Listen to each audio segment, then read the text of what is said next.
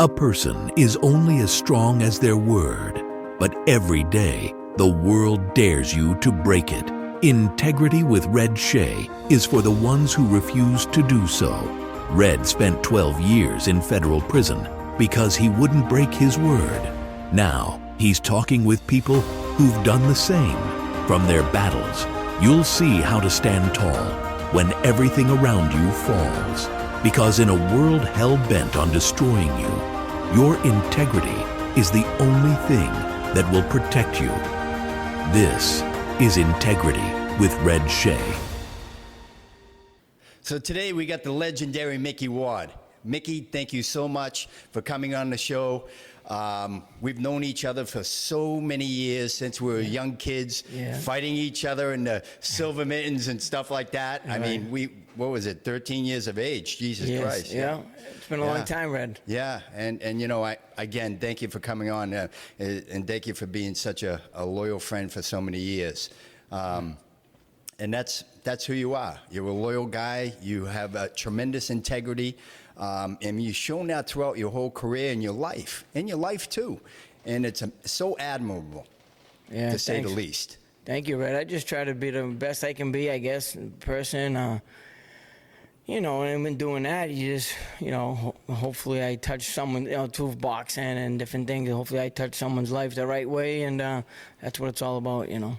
Well, that's the beautiful thing about you, and that's the integrity in you. Right. And that's what this show's all about, integrity. You know, it's the Integrity with Red Shea. And I will have no one other than on this show other than integrity.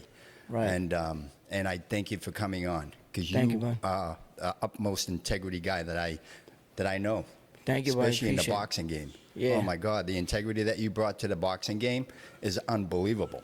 Right. But before we get into all that, let's talk about you growing up in Lowell and stuff like that, and how you get into boxing and all that good stuff. Yeah, well, obviously I started when I was 7 years old. My first fight was with Joey Roach, Freddie's younger brother that has passed since. Sure. Freddie Roach. I mean, Joey was my first fight at the Lynn Harbor House. You know, and I started training because of my brother Dickie was fighting. You know, he fought. You know, he was a 10 times more gifted fighter than I was, but I worked harder. Well, not harder, but I trained more than him. I should say that. But he got me started back when I was younger, and but I didn't like boxing all that much. Dickie was inspirational to you in becoming a boxer also. That's why I'm boxed. That's why I became a fighter, because of him. And watching him, yeah. But, you know what I mean? But I liked baseball and football better, and wrestling when I was a kid than boxing, yeah. But then that just grew on me. So what was it like growing up and watching your older brother be a boxer and stuff like that? What was it like for you it was such an influence on you, obviously, to say, hey, I want to be like him, or was it, I want to be like him but even better? No, I never thought I want to be like him or not be like him or be better. Or I just went about things I don't know. I just one of those kids. I played all sports, baseball. I like baseball. Like I told you, I like baseball better, and football and all that stuff. And I just, you know, boxed. I boxed because he boxed, and I'd follow him down to the gym. He'd take me down there, and that's how it started, you know. But no, I never really thought about it, you know. How old were you when you first put the gloves on? 7. 7. The same age as me. Yeah. I was actually 5. Sorry. Yeah. I mean, putting gloves on, but who knows? I'm probably a lot younger than that. But what I can remember, you know, I probably put them on probably 4 or 5. Who knows? Fighting with my uncles when they come over drinking. Yeah. They're probably punching in the face with gloves on. Awesome. But I don't know. But 7 was my first sanctioned fight. So I remember you when we were kids, us fighting the Junior Olympics and stuff like that, and tournaments and winning tournaments and stuff like that. Yeah. And I know that, you know, that you were one of the top Junior Olympic fighters in the state and stuff like that, as well as I was. Yeah. But we really never came across each other that much. Right. Until we fought at the age of 13. We fought at the for the championship for the Silver Mittens in the Lowell Boys Club. I'll never forget it. But the most important thing I always remember, instead of you, and I won't let you down for this. The most important thing is that you always had the most beautiful boxing trunks that your aunt made you. I mean, they were awesome. Yeah. They were awesome. I was so jealous. Yeah, that was my Aunt Phyllis. My Aunt Phyllis Lucas, she used to make them for all of her, the whole family, for all her sons, Gary, Michael, Jerry. They all made them for them. My cousin Rudy, all the whole family, we all fought, and she made the trunks for all of us. Dickie, all the the velvet trunks. She was extremely talented. Oh yeah, we had the robe and trunks. Usually the kids did buy trunks, without the robe, but we had a robe and trunks. And from when I was like 7, it was crazy, And yeah, but Phyllis, she put the time in, made us all the trunks, and. God bless her. Yeah, well, I'll tell you, I was awful jealous when I was a kid. I had the hand-me-down. I had the green with the white stripe on it. Yeah. I think my mother made them, or I don't know. Well, she didn't make them that good. I can tell you that. They weren't that good. Yeah. But I think I might have got them at a store. They were the old Colony specials. Yeah, the old Colony Project specials from Southie. Yeah, exactly. Yep. But no, your career has been unbelievable. You started at such a young age. So many fights you've had. So many championships you won, from juniors and to amateurs. And you were Golden Gloves champion, Lowell Golden Glove champion a few years in a row. Yeah. Did you ever win the novice, or was it only open? No, I won a novice and open. See, that's the thing. When I went from the juniors, I went from the juniors to the open class. Yeah. I never fought novice. Really? I went right to the open class. Yeah. And I was disappointed at that. And I'm going to tell you why. Because in the novice, when you win, they give you the Lowell Golden Glove jacket. Yeah, the winter coat. And in the open class, they only give you the trunks and the robe. No, they if you win in New England, they give you at the Nationals, they give you the jacket. Oh, okay. Yeah. Well, I never got one. Anyway. Yeah.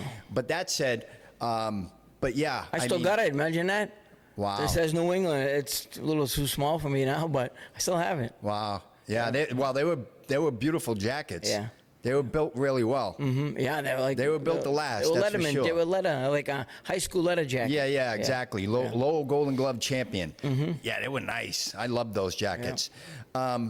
But yeah, you won so many championships as a junior, as an amateur, and you were a top fighter. And I have a pamphlet of us from the Golden Glove days in Lowell in different weight classes we were, and I look at the pamphlet and I could see all faces, champion of this weight class, champion of that weight class. And it was me, you, Mike Tyson was on it that year. Yeah. Dave Garvin, Joey Duvall. Yep, Joey Duvall. Yep, and Joey Gamach. I beat Joey in the New England's. Yes. Yeah, Joey won it the next year after. Right, but exactly. I fought Joey I beat him in the 132s, actually. Right. Yeah. Well, these were all top fighters from the area at that time. But that fight could have won either way. He could have won, or I could have. So. Right. But anyway, what a career. And just, how many amateur fights did you have? I didn't have all that many. I had probably 60 tops, maybe. Yeah, I had about the same. I don't know. Yep. I don't know, because a lot of fights I fought, they were like sports shows and stuff, you know what I mean? Like in Waltham or like Cambridge, they used to have fights at Cambridge at the hotel. I forget the name of it. Over there down there over on Sturville Drive, I think, in Cambridge somewhere. They used to have fights at a hotel down there. Yeah, we used to fight over there, so... Those are all different places like that. You talk about Joey Roach, fighting Joey Roach. Mm-hmm. I fought Joey Roach too. Oh, you did? But it was an exhibition. Me too. Yeah, it was an exhibition. And it got rained out in the second round at Lynn Harbor House. Oh, it was outside. Okay. Well, it didn't get rained out with me, but we had a good time fighting each other. That's for sure. Right. And neither one of us held back, even though it was an exhibition. Yeah. But you're right. Joey was a good boxer. He was number 2 ranked in the country. Joey was 106 pounds. He was. Oh yeah, he was unbeatable around here, around this area in New England. Very good boxer. Yeah. And ashamed of what happened to him. You know, God bless his soul. Yeah. But the funny thing about it, you mentioned the Lynn Harbaway house. Lynn Harbor House. Oh yeah. Well, we know a little bit about the Lynn Harbaway house, the two of us.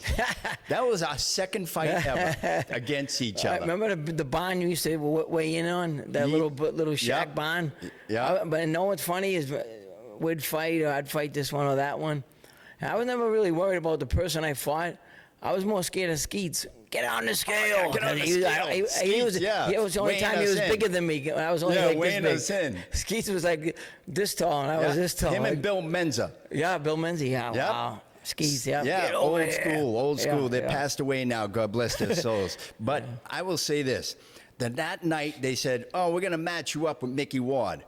I was Yeah. like, "Oh boy, here we go. This is gonna be fun." I said, "The two Irish guys going at it, right?" When did we get disqualified? Exactly. Hold on. That was where we get disqualified, at the Lynn Harbaway house. So you remember, my trainer, Tommy Connor, says, "Hey, go over and tell Micky that you're going to beat him tonight and that you haven't forgotten that he beat you in the finals of the Silver Mittens years back in the juniors."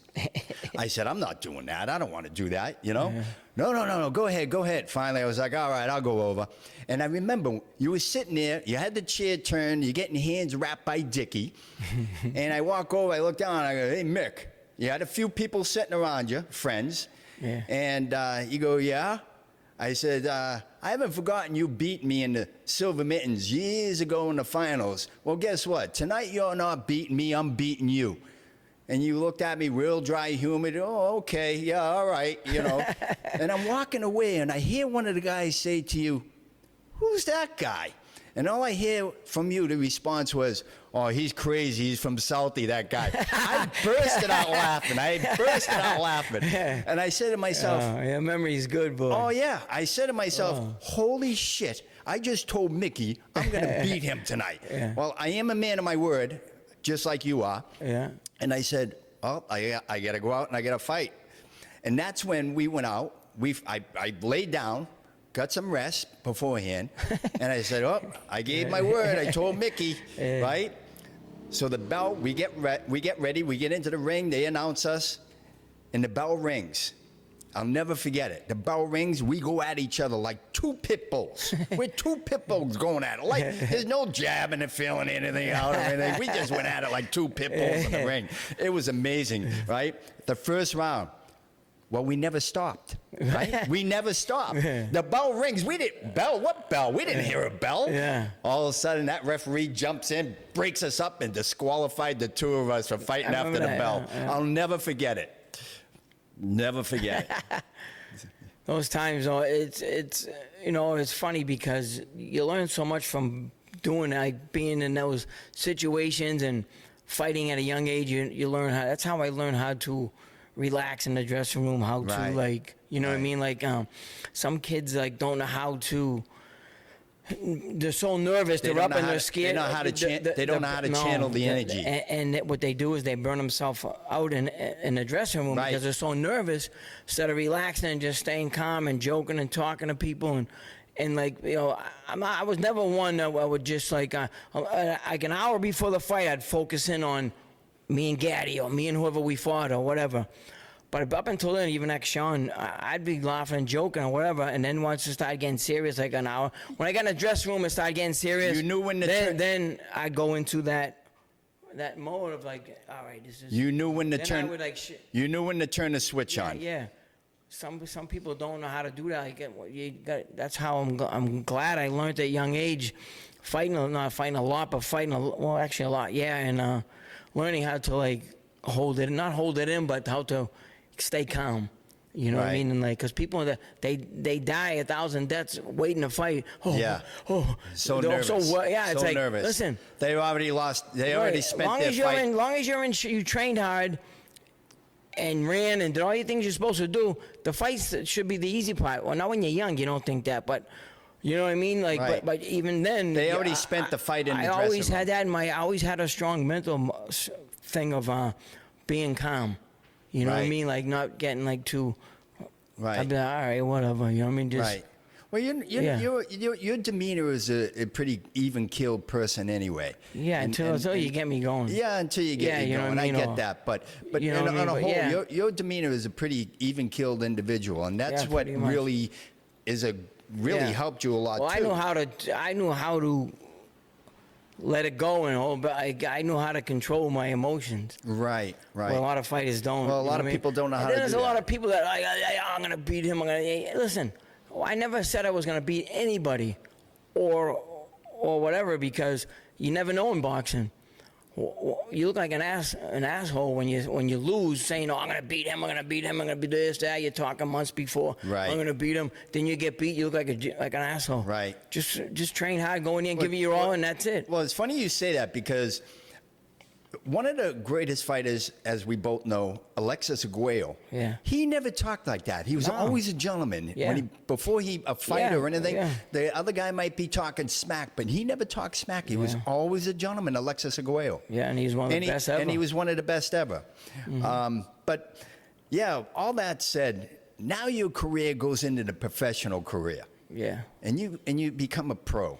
And you start fighting pro. Okay, and your career as a pro in the beginning started out pretty good. Yeah, pretty good. And then you had a little lull. Yeah.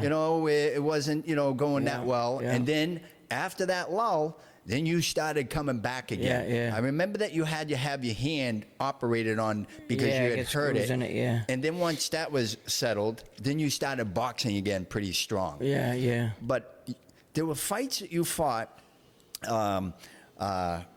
One of them was with Dickie. I remember this, and wasn't it? Were you training? I think it was training before the fight, and Dickie took off. You were wondering where Dickie was.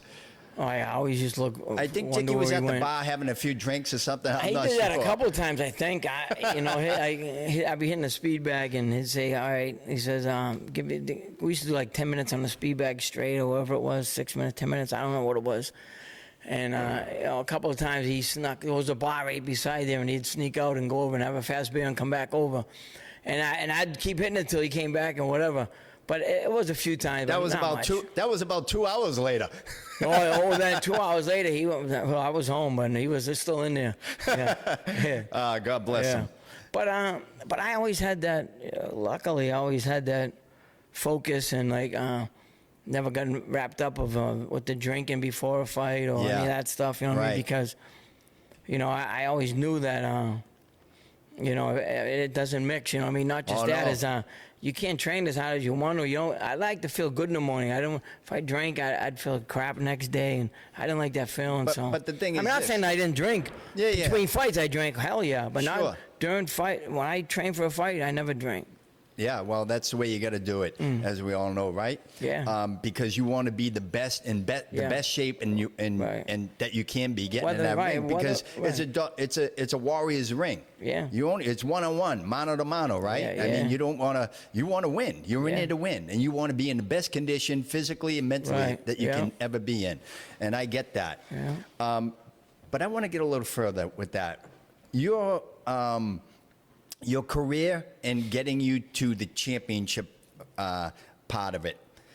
You fought a kid named, I remember a guy that you were fighting, Sanchez. Yeah. And I remember Mitch Halpern, right? Mitch Halpern was referee, yeah. Right. And you weren't doing that good in the fight. I was doing terrible. Right. You weren't doing that good. I didn't win a second of the fight. Right. And it was like, was it the 9th round?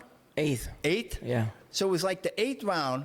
And Mitch said, "Hey, they were going to stop it at the end of the 7th." Right. When I if you don't do something here, show me something here. I'm going to stop this fight. Yeah. Well, holy behold, you come out. Yeah. He said, "Okay, that's where your integrity came in." Yeah. And that's why I'm so honored to have you on because of that. But your integrity kicked in, your heart kicked in, and you said, "I got this." Yeah. You come out. And you hit him with that famous left hook to the liver, and that was the end of him. Yeah. And Larry Merchant was like, holy cow. Yeah. What did he say? It was like the greatest thing that ever happened. They were putting me down. They were saying, in that particular fight, Sanchez was undefeated. He was like Bob Arum's he was like Bob Arum's next Chavez, pretty much. Right, They were yes. saying that. Oh, yeah. 'Cause he had all knockouts, and he could punch. That kid could punch, right? But I never fought a fight like that and ran like that ever. But I don't know what it was. It wasn't because he was a big puncher. I just don't know why. I don't know to this day. But when I finally woke, when he dropped me and I got up, wasn't dazed, wasn't hurt or nothing, just a quick knockdown. I said, I got to do something. And then Mitch Halpin came in that round, actually, at the end of the round, and said, Micky, you got to show me something. I'm going to stop it. You're taking too many punches. I'm like, no, don't stop it. Please don't stop it. You know what I mean? And I saying to my, I don't know really what I was saying, but I gotta go out there and just give it whatever. And I tapped him to the head. And the next round, I think that was like sixth round or seventh. I don't forget which round it was, but I tapped him to the body at the very end of the round, and then I heard him. Oh, I'm like, I got him. I'm saying to myself, I think I got him. I always kept the faith. You know what I mean? Like that I can do it. So I come out the next round, and early in the round, tapped him to the head and ripped it right to the liver. And when he went down, I was like, oh, please stay down. He stayed down. Oh, yeah. But he was out. I went over to the other corner, like I'm acting like, get up. And I'm like, oh, please don't get up. Once you caught him with that hook, when you tapped him here and didn't come underneath on him, he was done. Yeah. He was in such pain. And he was never the same after. No, he was never. You know what? He was never the same fighter afterwards. No. You actually. I don't want to say it, but you probably ruined his career with that left hook. Yeah, and he could fight. He was strong. Yeah. Yeah. He was like, you're right. He was one of the top up-and-coming fighters. That's why I brought this up.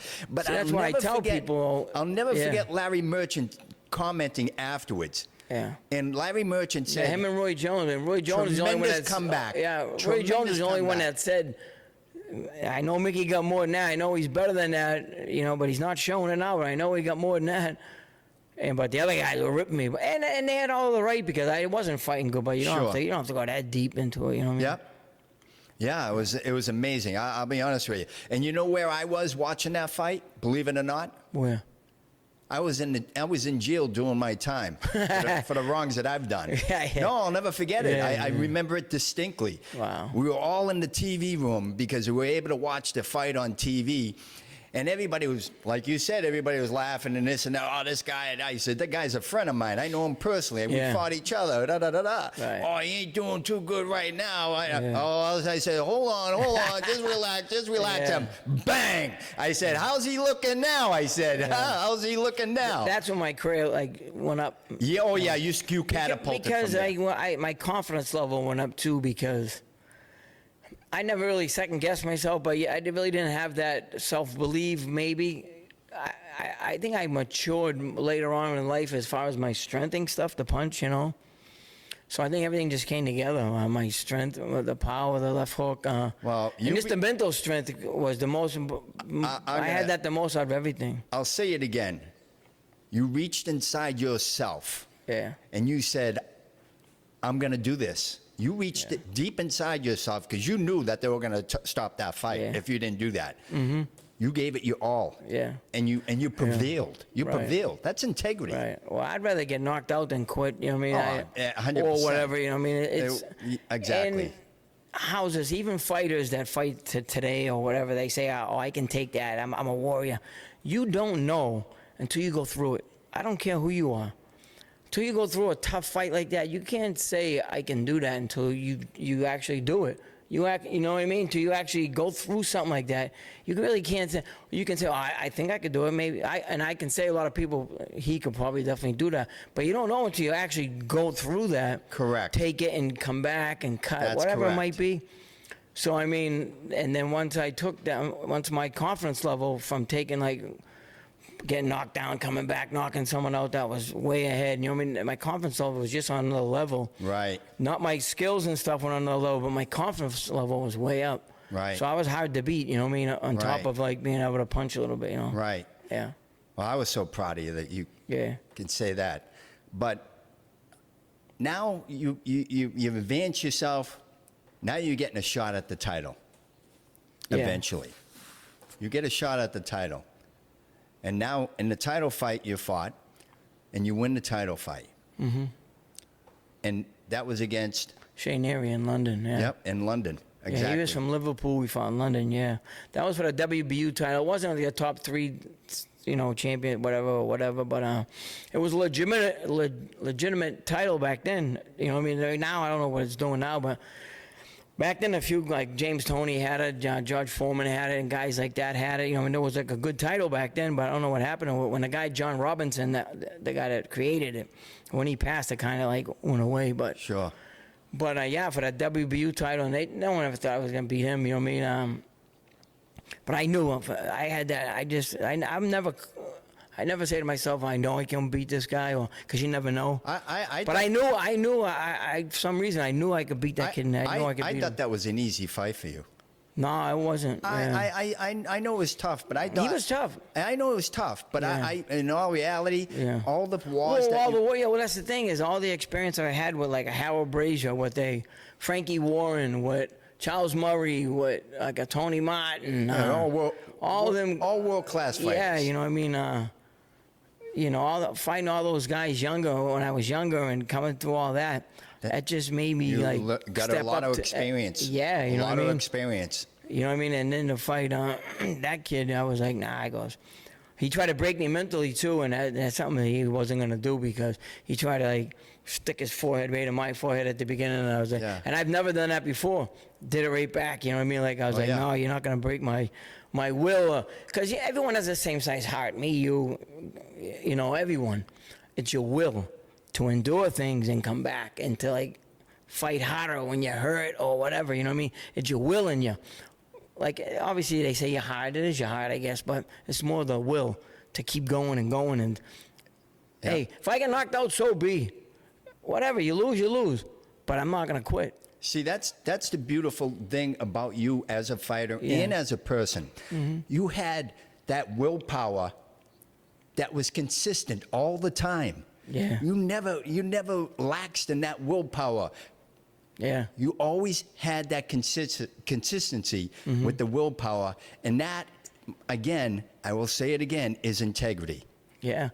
Well, it goes like the will is like it goes in from any sport. There's a wrestling, boxing, football. It's that desire, that will to keep going hard. You know what I mean? Sure. And how's this? Just give everything you have. And for that moment, you're playing football or for hockey or whatever it is, skate your ass off when you're out there. Run your ass out there if you're in track or field. Jump as high as you can if you're whatever.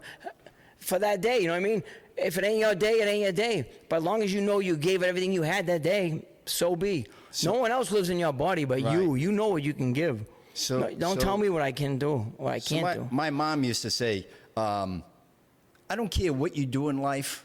Whatever it is, it could be scrubbing floors with a toothbrush. Always try to do the best at it. Yeah. Always, no matter what it is in life. Mm-hmm. And that's what you've prevailed to do in the game.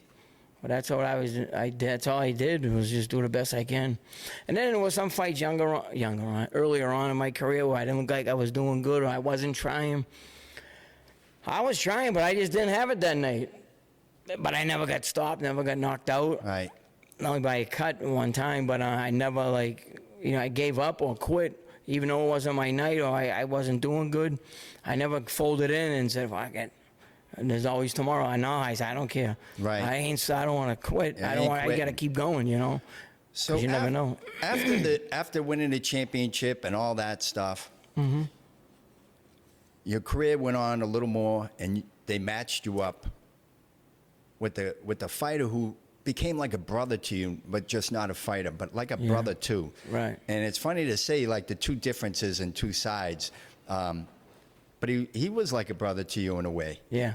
Arturo Gatti. Yeah. And the 3 fights that you had with Arturo Gatti were amazing.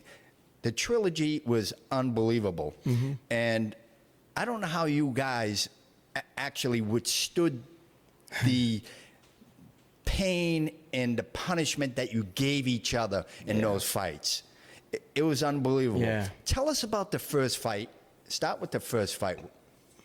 Well, obviously, when I beat, I think it was, Jesse James Lehigh I fought before that, and it was like a decision like where they gave it to him because he got cut, and they said I headbutted him, whatever. So they gave me Gatti as like a makeup type of thing, HBO. Yep. And So I'm like, oh wow, okay. So it was a good payday and stuff, and so we said, okay, we'll fight him. But and I knew it was gonna be a war. You know, I knew the way he was, and he had Buddy McGirt, and Buddy McGirt had changed his style around back to boxing like he can box. You know what I mean? Yeah, a great trainer. Right. Yeah. And so we trained hard. I mean, I ran, trained my ass off, and you know, I just got ready as much as I could. You know what I mean? I trained. I was ready, and when the fight started, you know, it was like it started, you know, slow for me as I usually do, and then, you know, it became what it became, an all-time classic. But you know, it's funny because it's like you need a good dancing partner in boxing. You need someone that is going to bring the best out in you and me and the other person. And I was the guy for Arturo, and he's the guy for me. And we made 3 great fights. And we made, you know, we made history together. But the fights itself were very tough. You know, back and forth. Could have went either way the first fight. Luckily, I knocked him down in the 9th round with the body shot. But, you know, looking back, you know, like I always say this, and it's, you know, I always get goosebumps saying it too, is I got a great friend out of that trilogy. That's the most important thing I got out of that. The wins, losses come, go, whatever. But the friendship we formed was undeniable. Like, you know, and then I trained him for his last fight of his life. Right. You know what I mean? The real, like, Rocky Apollo thing, you know what I mean? And so it was good to be able to fight someone like that. At the end of my career, ended up with someone like him. And he went on to be a WBC world champ after again. And, you know, obviously, you know what happened to him. But, you know, him passing away and stuff. But the most important thing was I got a great friend from that. He was like a brother to you. Yeah. I would say that. Not in the fights at all. No, not in the fights by any means. But like after we like not during the fights, we want to kill each other. And we never talk crap, not like that. It was all like pretty much professional. Where he was confident, I was confident, and he was confident, saying he was going to beat me, and I said I was going to beat him. You know. I'll tell you that. Those 3 fights, the trilogies, I'm telling you right now, they are some of the best fights that have shown in history. Those 3 fights are unbelievable. They're just the fighting, the 2 pit bulls together. And I mean, there was no real dancing and all that. I mean, it was moving your head, bobbing and weaving, all that. But you guys were throwing leather. You guys were throwing hard punches, right hand, left hooks, body shots, head shots, you name it. Right. During those fights, I know that a couple of times after the fights, you guys went to the hospital for your injuries. We went to the hospital, a couple of times, And then at the time at HBO, they opened the curtain. They said someone wants to say hi to you, and it was him. And I tell everyone, you know, it's well known how the story is he's on the bed over here, and I'm here. And when he opened the curtain up, and the first thing out of his mouth was, to me, was, Micky, you okay? Not like good fight, whatever, you know what I mean? First thing out of his mouth was, you okay? And I guess it still gives me goosebumps, you know what I mean? And, but I missed the kid, you know what I mean? I missed the guy. He was a good guy, great guy. Gone way too early. Obviously. Yeah. And I know that was a sad ending for him, you know, in Brazil. Yeah. And all that stuff that had gone on in Brazil looked like it was pretty shady stuff to me, but who knows, right? Yeah. But those fights were those trilogies. Oh my God, unbelievable! Yeah, unbelievable. But I want to ask you something. Out of all the fights that you had in your whole career, other than me, who's the hottest puncher you ever went against? Hottest puncher? I don't know. There was a lot of guys that punched hard younger in my career. A lot of guys I fought that weren't like big names, but they were like undercard guys. They could punch. Philly guys, a lot of guys from Philly I fought, they could punch hard, you know? Yeah. And I'd beat them on a decision, or I'd stop them, like, you know what I mean? But, you know, it was guys like, you know, they could punch. There was so many guys. I can't say one guy or the other, but there was so many guys. I mean, like you forget, I fought like Charles Murray,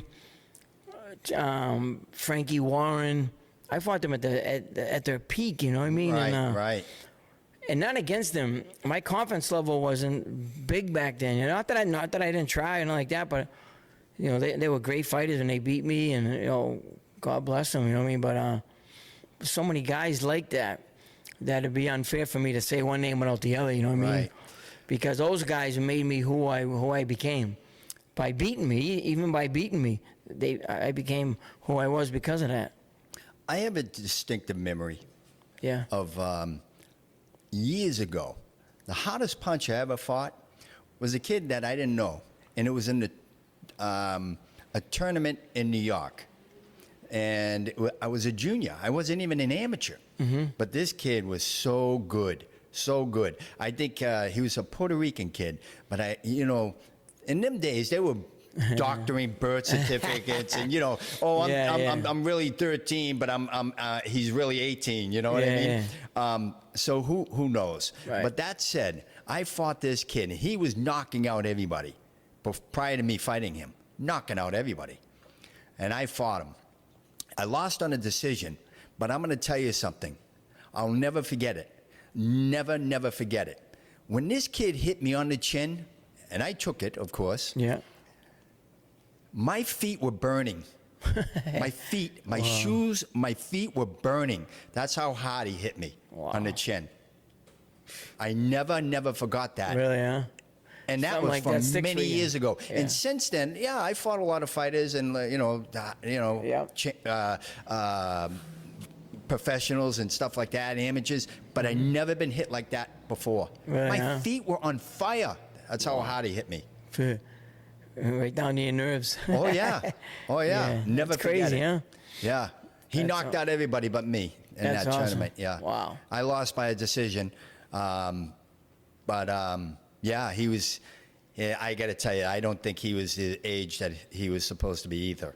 I believe he was a little older than what he well, back in those days, everything was a little shady. Yeah, a little shady back in those days, for sure. I tell kids now, and I tell even adults or whatever, not so much adults, but, there's going to be a winner and a loser. You just got to, train. The key is your conditioning. Because fatigue makes coward of all men, and I can't say it enough. You know what I mean? Your training wins the fight. Being in the gym like for a couple months, or 6 weeks, 8 weeks, whatever the training camp is, that's where you win the fight. Obviously, you win it out there, but training hard. And I can't say it enough to kids. Like, if you're gonna if you're gonna fight in boxing, you're gonna whatever, you gotta train. You cannot just look on YouTube or whatever and see people, I can do that. And when you come in here it's hard to do one round of shadow boxing moving around in here for people. Sure. Never mind 10 rounds. And people want to they think they can do it, whereas come in and try it. I mean, get conditioned in boxing is like no other sport. Maybe wrestling is close, or maybe more. But it's funny you say that, because I know guys who are marathoners. Yeah. But they come into the gym and they couldn't do 3-minute rounds. Yeah. They were marathoners but couldn't come into the gym and do 3-minute rounds. Right. And I know guys who are marathoners, and when they come into the gym to try to do a little boxing with 3-minute rounds, they were exhausted. They couldn't do it. Right. But they could run 26 miles. Yeah, exactly, yeah. You're absolutely correct about that. Yeah, it's all different, Yes. And it's the mental part, too, is when in boxing, you get tired, and then you got someone trying to take your head off. On top of being tired, and then it's like, holy shit. We're going through this again? I'm fighting 2 fights now. Now I'm tired. And then I was half the times I was fighting 3 because I was dazed, tired, and the guy was beating me up. So it's funny you say that, because I had a pro fight at Spinoff in Boston one year. And I was fighting a kid from Maine. And I was hitting this kid with so many left hooks. George Kimball called me. He said after the fight, I hit the guy with so many left hooks, I look like a fiddler crab. But that's besides the point. I was going after this guy so bad. The referee was Tommy Collins from back in the day, who was a great fighter from Boston from years ago. Mm-hmm. But he was so punch drunk, being a referee, I was getting hit in the back of the neck. Slap on a break. I know, yeah. Holy cow. I thought I had 2 fighters in the ring I was against. He finally, did that, Finally, he tripped in the ring and he hurt his ankle. and they had to replace him. I was so happy, so happy. I was getting slapped in the back of the neck so hard. But to your two fighters in the ring at the time. But the career that you had and the trilogy fights that you had with Arturo, Gatti, the history that you made in this sport alone, and it's Arturo. Arturo, yeah. You said Torio, Nana. Oh, sorry. You said, part of my Boston, that Southie accent. But that said, Red. Then you came on. Mark Wahlberg said, "I want to make the movie of you. I want to make the movie in the trilogy and the boxing with you fighting Arturo, right?" No, it wasn't about Arturo. Oh no, it was about you and your life and your. It was with the championship. Yeah, it was about me and Dickie. Yeah. Yeah. What a movie. Yeah. The Fighter. Mm-hmm. Mark did an unbelievable job, but I'm gonna have to say this: Christian Bale was unbelievable. Yeah. He was amazing. Well, you know he what won it the is? Academy Award for it. Academy Award. Yeah, him and Melissa Leo playing my mother. Yeah. It's crazy. I feel bad for Mark 'cause I'm so quiet and like soft spoken. Where Dickie was at the time like jumping out of windows, quack on my fucking back, all that stuff. You know what I mean? Like it was so. And Christian Christian sucked that role right up. You know what I mean? And he played like Dickie crazy good. And but like I say, I feel bad for Mark 'cause my character was more quiet. You know, like nothing. You know what I mean? Compared to that. Right. So, you know, but Mark did a hell of a good job. Yeah, he did a very good job. We used to go up to his house there, and he'd go up to his house in Beverly Hills and train with him for a few weeks at a time. And for him to get the... Was that the one with the gym inside and it opened up on the side and all that? Yes, the house, not the house he has now. He's in Vegas now, but... Yeah, the old one. Yeah, I was at that. I was in that gym. Yeah, it was nice. You know, he treated us good, and you know, me and Dickie went up there, and it was good. So him and Christian get to know us, and not know us, but like watch us and interact and stuff like that. But it was good though. It was a great experience, the whole thing, and I'm glad. You know, I'm glad they did it like they did it. You know? I mean, it was a tremendous movie. It won the Academy Award with Christian Bale. Yeah, and two Academy Awards, and it got nominated Awards. for like 5 or so. But yeah, I remember Christian Bale yelling out to Dickie and, "Hey, Dickie, Dickie, hey, quacker!" Yeah. Dickie was. We're at the Oscars, and we're in the back, and Dickie's jumping up and down. Quack my back, quack! Will you sit the F down? He's fucking buzzing like a bee too. You know what I mean? I'm sure. Yeah. Right? He said, "Quack on my Christian, my back." I'm like, Dickie, shut up, sit down. Yeah. It was good though. It was tremendous a good movie. Yeah. Congratulations to you about that, because it was a marvelous movie. Yeah. And the other thing is that it made over $100 million. Yeah, it did great. It's a big movie. It did tremendous. Yeah. And Mark took it on, and he did a hell of a job with it. That's for sure. Yeah, and I got to give it all to Mark, because a lot of times it was on, it was off. It was on, it was off. This person was supposed to play Dickie. That person was supposed to play Dickie, and blah blah blah. And without Mark's persistence and of doing it, and like his word to me, like, I'm gonna do it. You know what I mean? And he got it done. He stood with it, and it was on, it was off and on. Different actors in and out, whatever. And, sure. And everything lined up, and it became what it became. And but without Mark's persistence and of staying with it and like keeping it going, and you know what I mean, without his like push, it wouldn't have happened. So big shout out to Mark. You know? Oh yeah, another great Boston guy. Oh yeah. Yep. Great man. Yep. Yeah. Proud of him too, and where he's come from. Yeah, he's a great guy. Yeah, awesome. But yeah, what a career! What a life you lived. It's really amazing, and just for me to be a small part of that as we were young kids with each other is a real honor. Thank you, Red. It's been an honor being with you. I've known you for a long time. Yeah. You know, through the good and bad. Let's hope and you're still the same. Yeah, thank you. Yeah. But let's hope that it's a lot longer. Yeah. But before we end the show, I want to talk about.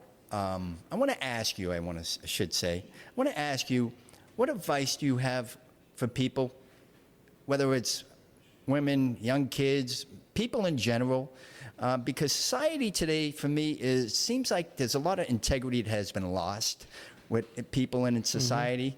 What advice could you give? I just say try to be yourself for one. Try to be, a nice person. Doesn't take much to thank someone or shake someone's hand or whatever, or be respectful.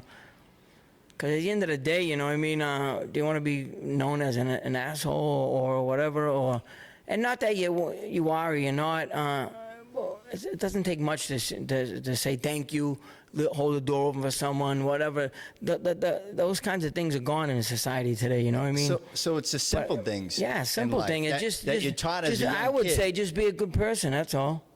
Thank you, please. Yeah, simple things. Yep. It goes And a long way. courteous. It goes a long way. Yeah. Yeah, there's so much of that that has been lost throughout the times in our society.